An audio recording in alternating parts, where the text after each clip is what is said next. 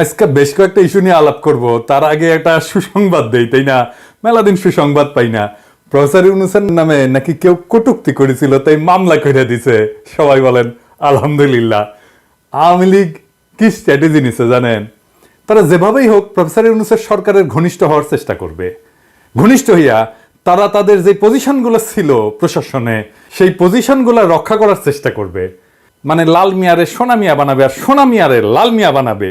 মাঝখান থেকে সোনা লাল হইয়া যাবে। আমি প্রমাণ ছাড়া কথা বলি না, আজ একটা সলিড প্রমাণ দেব। দেখবেন কিভাবে আওয়ামী আমলের সমস্ত সুবিধাভোগীগুলা প্রফেসর ইউনূসের সরকারের আশেপাশে আইসা ভিড়িছে, এবং কাউরে ওরা চিনতেছে না প্রফেসর ইউনূসের প্রশাসন। আসেন একটা এক্সাম্পল আজকে দেখি, এরকম অনেক এক্সাম্পল আছে, একটা এক্সাম্পল দেখব। ড্যাফোডিল আন্তর্জাতিক বিশ্ববিদ্যালয়ের বোর্ড অফ ট্রাস্টিজের চেয়ারম্যান এবং Dhaka chambers of commerce and ইন্ডাস্ট্রিজের পরিচালক এবং সাবেক সভাপতি সবুর খান এই মাল সরকারি সম্পত্তি দখল, অর্থ পাচার, অনিয়ম, ইউনিভার্সিটির টাকায় ওষুধ কোম্পানির শেয়ার কেনা, মালয়েশিয়া, আরব আমিরাতে অর্থ পাচার করছে আওয়ামী লীগের আশীর্বাদ নিয়া। এডিটর সাহেব দেখান না, ওনার আওয়ামী প্রীতির কিচ্ছা দেখান না, কয়টা ছবি দেখান একের পর এক কইরা, এটার পর একটা কইরা দেখান আর কি। আর এনা জাউরা সিল মেরে দেন প্রত্যেকটা ছবির উপরে। দেখেছেন দেখেছেন হাসিনার মতো ফটো খিচিছে, আর সেটা দিয়ে ওর আকাম জায়েজ করিছে। এখন দেখেন ওই প্রফেসর ইউনূসেরও সারে নাই, উঠিয়ে গিয়া ফটো খিচিছে। দেখেছেন দেখেছেন আমি কইছিলাম না আরেক এপিসোডে যে প্রফেসর ইউনূসকে এই সমস্ত সুযোগ সন্ধানীর হাত থেকে রক্ষা করার দায়িত্ব হচ্ছে ইন্টেলিজেন্সের। ইন্টেলিজেন্স ওনার চারপাশে ঘিরা থাকে, ওনার উপদেষ্টারও দায়িত্ব আছে, তাই না? ওই প্লেনে তার প্রফেসর ইউনূস একা যায়নি, আরো অনেকে গেছে। সরকারের সুবিধাভোগী যারা হাসিনা সরকারের, তারা প্রফেসর ইউনূসের ধারে কাছে ঘেঁষতে দেওয়া যাবে না। এটা একটা পলিসি হিসাবে প্রফেসর ইউনূস বলে দিবেন, আমি এটা বলছিলাম না। হ্যাঁ, কিন্তু প্রফেসর ইউনূস যেহেতু গো ধরিছেন বাচ্চা পোলাপানের মতো, যে আমার কথা শুনবেন না, তাই এ ধরনের ঘটনা ঘটতেই থাকবে। দেখেন স্যার কার লগে ফটো খিচিছেন, দেখেছেন দেখেছেন ওই আপনারে বেচবে। যারা সুবিধাভোগী সরকারের এবং যারা সরকার এবং রাজনীতিবিদ, তাদের ট্যাক্স ফাইলগুলি আমি ব্যবসায়ীদের অনুরোধ করব, কারণ ব্যবসায়ীদের ট্যাক্সের কারণেই কিন্তু সরকার টিকে থাকে। সুতরাং যারা সুবিধাভোগী তাদের ট্যাক্স ফাইলগুলি যদি এখন খোলা হয় এবং সেখানে তাদের ট্যাক্স ফাইলের সাথে অসামঞ্জস্য যে সম্পদগুলি থাকবে সেগুলো সরকারি কোষাগারে জমা করা হোক এবং বাজেয়াপ্ত করা হোক। ওরা তো আপনি ধরবেন টাকা পাচারের জন্য, ওই আপনার প্লেনের সিটের পাশে আসে কিভাবে? আপনি এখন একটা রাষ্ট্রের নির্বাহী, আপনি গ্রামীণ ব্যাংকের এমডি না, বা ইউনিট সেন্টারের প্রধান না, আপনার একটা পজিশনের ভার আছে না? আপনার আশেপাশে যারা আছে তারা ভাল শুন। এই যে দেখেন তৌহিদ সাহেব গিয়া বসিছে ওই মিটিং, ওরই মিটিং এ বসিছে, দেখেছেন দেখেছেন? তৌহিদ সাহেব এসব ধান্দাবাজির অনুষ্ঠানে না গেলে হয় না। আপনি গেছেন জাতিসংঘের সাধারণ পরিষদে, আপনি যে কাজ খুঁজে না পান ওইখানে, এটা আপনার প্রবলেম। ওইখানে তো মেলা কাজ, ওইখানে আপনার নিঃশ্বাস ফেলার কথা না। কাজ খুঁজে যদি না পান তাহলে জ্যাকসন হাইটে যান, সাধারণ বাংলাদেশিদের সাথে মিশেন, কথা বলেন। ধান্দাবাজদের সাথে ঢলাঢলি করেন কেন? আমি আপনার জায়গায় থাকলে কি করলাম ইনি জানেন? ওই টাইমটায় যদি আমার কোনো কাম থাকতো না বা কাম খুঁজে না পাইতাম, তাহলে আমি কি করতাম? আমেরিকাত গেছি তো, ওই যে ইলিয়াস, কনক সারোয়ার, শাহেদ আলম, মুনির হায়দার, জ্যাকব, নাজমুস সাকিব, টিটো, এই সবাই ডাকতাম, ওদের সাথে একটু কথা বলতাম। একসাথে যদি খাবার পাই একটা লাঞ্চ টাঞ্চ করলাম ইনি, বা ডিনার টিনার করলাম ইনি, ওদের বিপ্লবে কন্ট্রিবিউশনের জন্য ধন্যবাদ জানাইতাম। উঠি যা নিয়ে আলাপ করেছেন, যা আউটপুট হয়েছে না ওই ভালসুনদের সাথে, ধান্দাবাজদের সাথে, তার সাথে 100 গুণ আউটপুট বেশি পাইতেন এদের সাথে যদি আলাপ করতেন। কারণ ওরা জানে দেশের জন্য কি দরকার। দেশ নিয়ে এরা সারাক্ষণ ভাবে, ধান্দা করে না কেউ। ইলিয়াস উবের চালায় পেট চালানোর জন্য, ধান্দা করে না। এরা পিওর মানুষ, পিওর মানুষ। দেশের কাছে কখনো কিছু চাইবে না, দিবে, শুধু দিছেও, এবং সেই জন্য মানুষের ভালোবাসা পাইছে এই লোকগুলা। এইবার আসেন আমেরিকা প্রশ্ন। আমি যেহেতু কইছি যে আমেরিকার বলয় ঢুকে দিচ্ছে প্রফেসর ইউনূস, এটা মেলাজন মাইন্ড করেছে, তো কেন আমেরিকার ব্লকে আমাদের যাওয়া উচিত না, আসেন সে বিষয়টা আলাপ করি। আমি প্রথমে বলি, বাংলাদেশকে আমেরিকা, ইন্ডিয়া, চীন কোন ব্লকেই যাওয়া উচিত না। তার একটা স্বাধীন পররাষ্ট্রনীতি অনুসরণ করা উচিত। কিন্তু আমেরিকা প্রশ্নে আমাদের আলাদাভাবে বিষয়টা বুঝতে হবে। কেন বুঝতে হবে সেই বিষয়টা আসেন একটু বিস্তারিত আলাপ করি। এর কারণটা হইতেছে ভারত প্রশ্ন। কেন ভারত প্রশ্ন? ভারত আর আমেরিকা পুটকিতে পুটকিতে খাতির আছে, বুঝছাও? এই জন্যে আমেরিকাকে আমি আস্থায় নিতে পারি না। কেন পারি না? আরেকটু ব্যাখ্যা করে বলা দরকার। পুটকিতে পুটকিতে ক্যাঙ্কা খাতির। বাংলাদেশের স্বনির্ভর পররাষ্ট্রনীতি অনুসরণে ভারত হইল সবচেয়ে বড় প্রতিবন্ধক। সেই আমাদের 1971-এ মুক্তিযুদ্ধের সময় থেকে ভারত নানাভাবে আমাদের স্বাধীনতা সার্বভৌমত্বকে অস্বীকার করেছে। প্রবাসী তাজউদ্দিন সরকারকে স্বীকৃতি দেওয়ার আগেই ভারত তাকে বাধ্য করেছে 25 বছরের একটা গোলামী চুক্তি সম্পাদনে, যেটা স্বাক্ষর করার পরপরই অস্থায়ী রাষ্ট্রপতি সৈয়দ নজরুল ইসলাম অজ্ঞান হইয়া পড়ে গেছিলেন। জানেন এটা? ওসমানী ওনারা কইছিল আপনি দেশ বেঁচে দিলেন এইভাবে। গত 15 বছরে আমরা দেখছি বাংলাদেশে একটা ভৃত্য সরকারকে বসায় রেখা, দিল্লির দাসীরে বসায় রেখা ভারত কিভাবে আমাদের স্বাধীনতা সার্বভৌমত্ব আঞ্চলিক অখণ্ডতা বিপন্ন করেছে। এখনো ইন্ডিয়া হাসিনারে রাখিছে, তাই না? ওরা আশ্রয় দিছে, তাই না? ও পালিচ্ছে, তাই না? আর গদি মিডিয়া আমাদের পিছনে লেগে আছে, আমাদের বিপ্লবের পিছনে লেগে আছে। আমাদের এই নবলব্ধ গণতন্ত্রকে চিতায় তোলার কোনো চেষ্টা কি তারা বাকি রাখছে? রাখে নাই। এই প্রক্রিয়ায় তাদের বসানো ফ্যাসিবাদী ঘৃণিত হাসিনা সরকার জনগণের সকল অধিকার ধ্বংস করেছে। এমন সব ভয়ঙ্কর মানবতা বিরোধী অপরাধ করছে যার তুলনা শান্তিকালীন সময় পৃথিবীর কোনো দেশে নাই। কোনো দেশে নাই, আপনি কোথাও খুঁজে পাইবেন না। 1,500-এর বেশি মানুষ মারিছে কয়েকদিনে। এই চক্র বাংলাদেশের অর্থনীতিকে পঙ্গু করে দিছিল। এই ভয়াবহ ইতিহাস যেন ভুলে না যায়, সেই জন্য আমি এর উল্লেখ বারে বারে করব। ভারতের এই দুশ্মনির কারণে আমি তাদের খবরদারির তীব্র বিরোধী, এটা আপনারা জানেন। আমি মনে করি ভারত আমাদের দেশের সাথে আগে যেমন শত্রুতা করেছে, পরেও শত্রুতা করবে, এখনো করিচ্ছে শত্রুতা। আমাদেরকে সব সময় অপমান আর পদানত করে রাখাটা তাদের ফরেন পলিসির ডিএনএর মধ্যে ঢুকে গেছে একেবারে। কংগ্রেস হোক, বিজেপি হোক, আর মমতা ব্যানার্জি হোক, কেউ এর থেকে বাইরে হবে না। এটা লিখে রাখতে পারেন। এইটা একটা অত্যন্ত ডেলিকেট সিচুয়েশন। আপনাকে যদি সামনে আগাইতে হয়, আমাদের দেশে খুবই স্ট্রং ভারত বিরোধী ভয়েস লাগবে, সক্রিয় কর্মপন্থা লাগবে। এবং যে কারণে হোক, আমি কাউকে এইটার জন্য মন্দ কথা বলবো না। পলিটিক্স যারা করে তারা এই পজিশনটা নিতে পারবে না সঙ্গত কারণে। আমি আর বিস্তারিত গেলাম না। একই সাথে বাংলাদেশ প্রশ্নে যে সমস্ত শক্তি ভারতের পক্ষ নিছে, ভবিষ্যতেও নিতে পারে, তাদের ব্যাপারে আমাদের অত্যন্ত সতর্ক থাকতে হবে। এখানেই আমেরিকার ভূমিকার কথা আসছে। আমাদেরকে প্রশ্ন করতে হবে, বাংলাদেশ প্রশ্নে আমেরিকা কি ভারতের বিরুদ্ধে দাঁড়াবে? এই প্রশ্নের যথাযথ এবং নির্ভরযোগ্য উত্তর না পেলে আমরা কি আমেরিকাকে বিশ্বাস করতে পারি? আমার ধারণা আমেরিকা ভারতকে উপেক্ষা করে আমাদের পাশে দাঁড়াইতে পারবে না। তার কারণগুলো কি এটা ব্যাখ্যা করি। কেন পারবে না আসেন এটা ব্যাখ্যা করি। যে কোনো দেশের কোনো একটা নীতি, পররাষ্ট্র নীতি বলেন আর রাষ্ট্রীয় নীতি বলেন না কেন, এটার কেন্দ্র একদম মূল বিষয়টা হলো জাতীয় স্বার্থ, দেশের স্বার্থ। আমেরিকার স্বার্থ কার সাথে বেশি? কেমনে বুঝবেন? বাংলাদেশের সাথে না ইন্ডিয়ার সাথে? কেমনে বুঝবেন? কিছু ফিগার দিয়ে, কিছু ডেটা দিয়ে, তাই না? আমেরিকা তো একটা পুঁজিবাদী দেশ, তাই না? আমরা তো জানি। সুতরাং একটা পুঁজিবাদী দেশের মূল লক্ষ্য কি? মুনাফা তৈরি করা।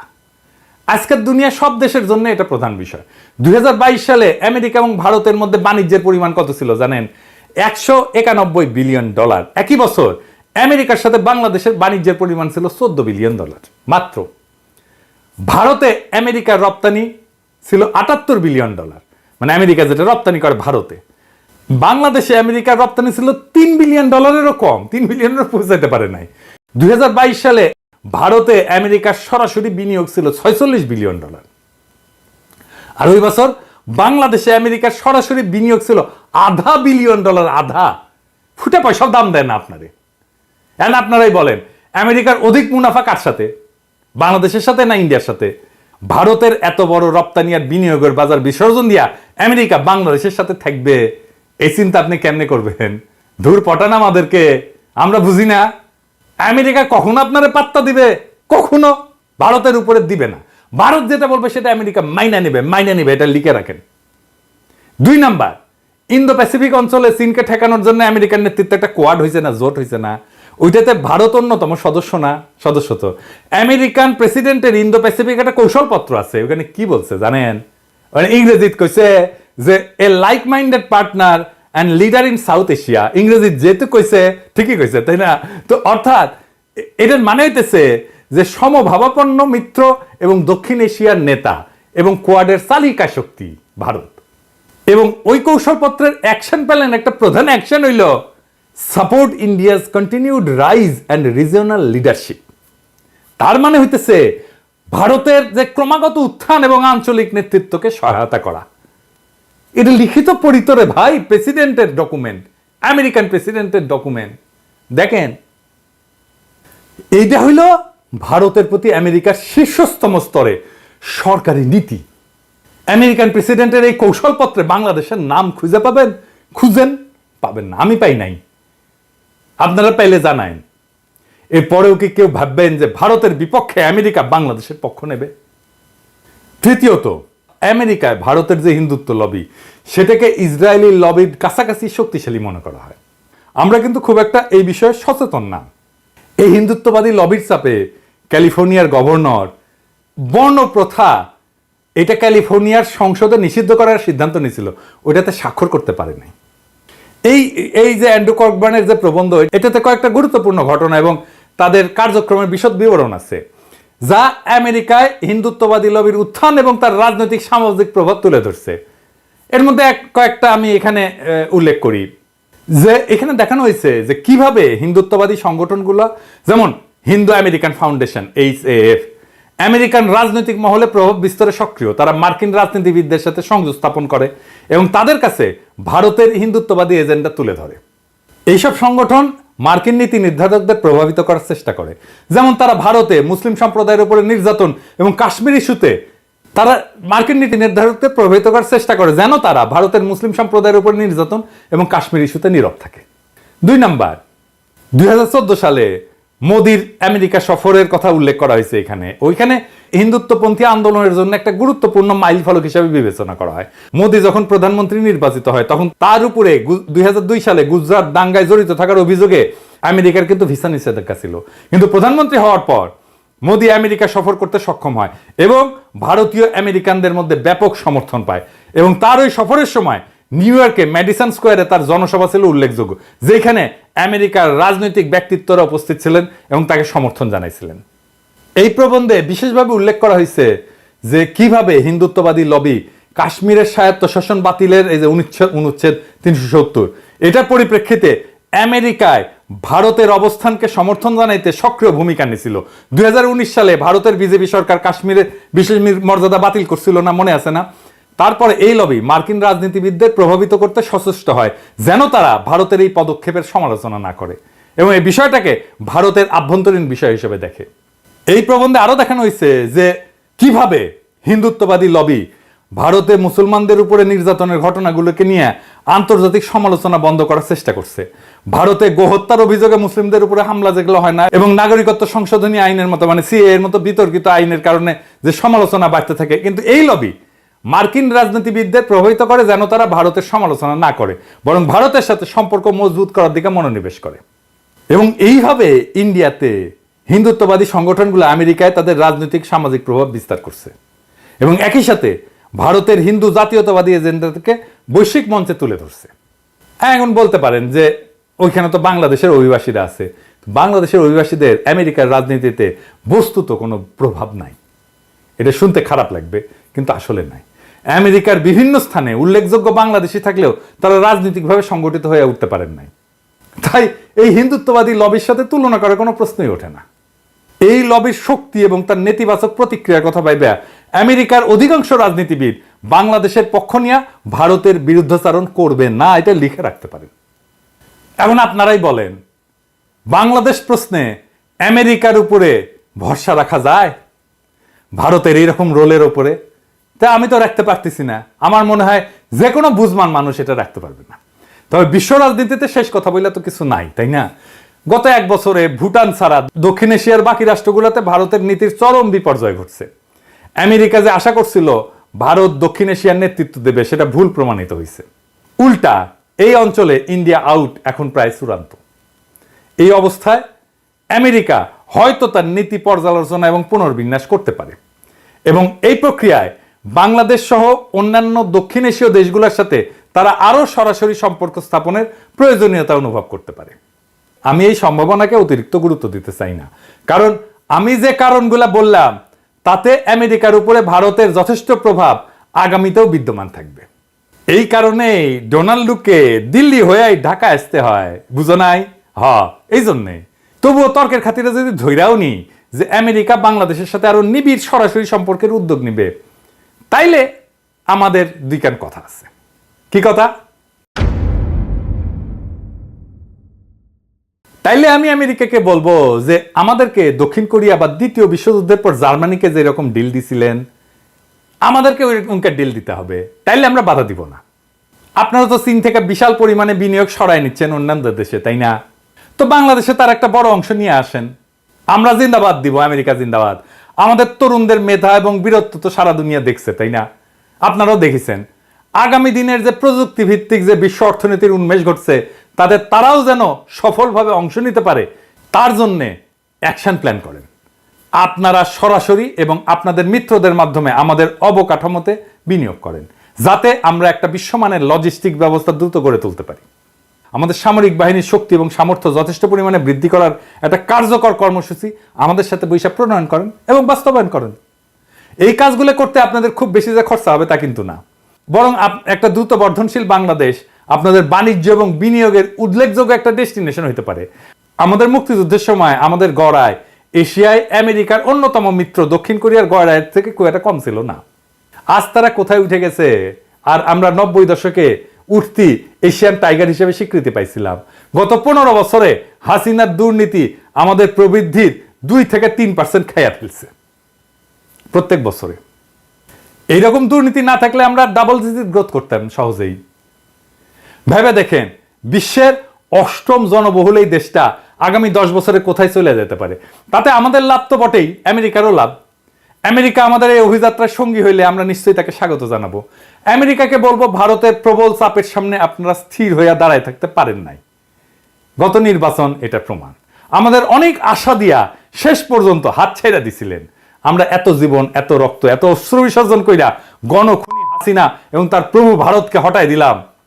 আপনারা আবার আমাদের হাত ছেড়ে দিবেন না, দিয়া ভারতের কাছে ফেলে যাবেন না, সেই ভরসা আমরা কি করে করব? তখন তো আমাদের যেই লাউ সেই কদুর মতো অবস্থা হবে। এত কিছুর পরেও আপনারা যদি আমাদের সাথে সৎ বিশ্বাসে দীর্ঘমেয়াদী পারস্পরিক লাভজনক সহযোগিতার কাঠামোয় কাজ করতে চান, আমরা প্রস্তুত। কিন্তু আমাদের ডিল দিতে হবে দক্ষিণ কোরিয়ার মতো, অথবা দ্বিতীয় বিশ্বযুদ্ধোত্তর জার্মানির মতো। এই ব্যাপারে আমরা টনটনা, কোনো ছাড় নাই। আমরা কিভাবে একসাথে কাজ করতে পারি তার একটা খসড়া রূপরেখা আজকে দিলাম আপনাদেরকে। আপনারা এই পথে আগাবেন কিনা সেটা আপনাদের সিদ্ধান্ত। তবে এটা মনে রেখেন, ভিত্তিহীন আশ্বাস এবং অর্থহীন প্রতিশ্রুতির উপরে আমরা আস্থা রাখবো না। আমরা আমাদের সব পথ অপশন খোলা রাখবো। আপনারা যদি আমাদেরকে ভারতের হেজিমনির মধ্যে ফেলে রাখতে চান, তাহলে সেটা আমরা কোনোভাবে মেনে নেব না। মেনে তো নিবই না, দরকার হলে আবার প্রাণ দেব। তাইলে আপনারা তো দেখতেই পারতেছেন, এরকম হইলে এইটার বিরুদ্ধে আমাদের ফের রুখে দাঁড়াইতে হবে, ফাইট করতে হবে। এবং সেই লড়াই চীন যদি আমাদের পাশে এসে দাঁড়ায়, তাহলে সেটাই হবে। কেস ক্লিয়ার, কথা ফাইনাল। আমার কথা কলে স্ট্রেইট। আমি কোনো হাঙ্কি পাঙ্কির মধ্যে নাই, আমি কোনো যদি কিন্তুর মধ্যে নাই। আমি এই প্রসঙ্গে মাহমুদুর রহমানের একটা কথা আপনাদের বলতে চাই। কুষ্টিয়ার আদালত প্রাঙ্গণে ছাত্রলীগের হামলার পরে রক্তাক্ত হয়ে বলছিলেন, আমি একাই ভারতের আগ্রাসনের বিরুদ্ধে দাঁড়াবো, লড়াই করব।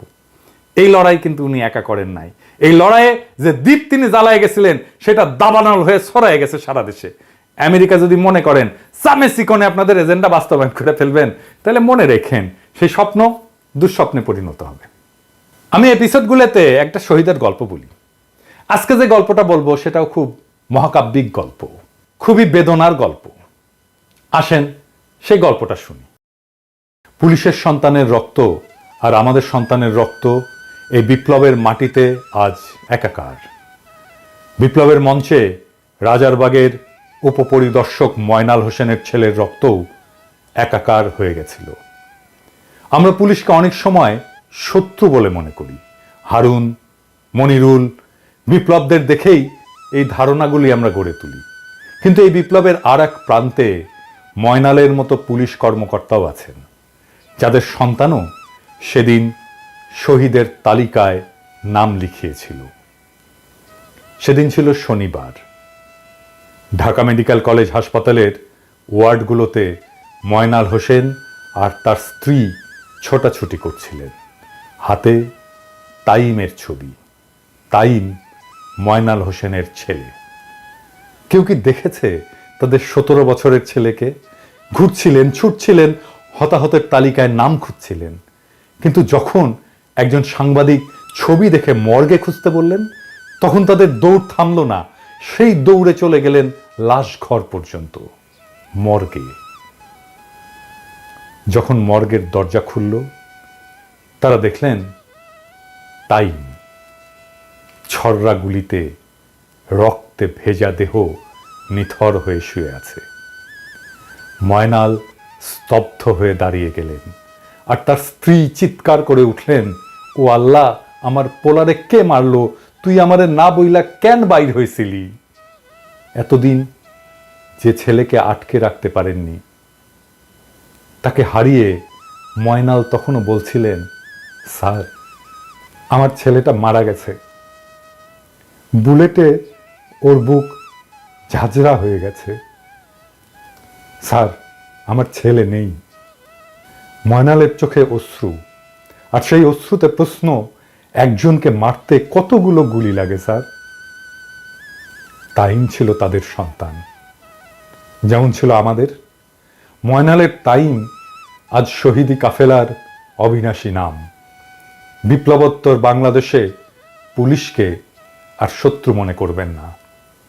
পুলিশে শুধু হারুন, মনিরুল বা বিপ্লবেরা নয়, ময়নালের মতো বাবারাও আছেন, যাদের সন্তানেরা আমাদের এই বিপ্লবের অংশ। এই বিপ্লব এইভাবে পুলিশের সন্তানকেও বিপ্লবের মশাল নিয়ে রাস্তায় নামায়। যে ময়নাল তাইমের জন্ম দেয়, সেই ময়নালেরা আমাদের শত্রু না, আমাদের ভাই। সেই ময়নাল পুলিশ হয়েও গর্বে আমাদের মাথা উঁচু করে দেয়, এক নতুন বাংলাদেশ গড়ার স্বপ্ন দেখায়, যেই বাংলাদেশ মজলুম আর জালিমে বিভক্ত নয়, যেই বাংলাদেশ শুধুই নাগরিকের, যাদের একটাই লক্ষ্য দেশকে এক অনন্য উচ্চতায় পৌঁছে দেওয়া, যেখানে আমাদের চিত্ত ভয়শূন্য আর শির হিমালয়ের চাইতেও উঁচু। আমরা দেশকে ওই উচ্চতায় নিয়ে যাব, আমাদের শহীদের রক্তের কসম। ইনকিলাব জিন্দাবাদ।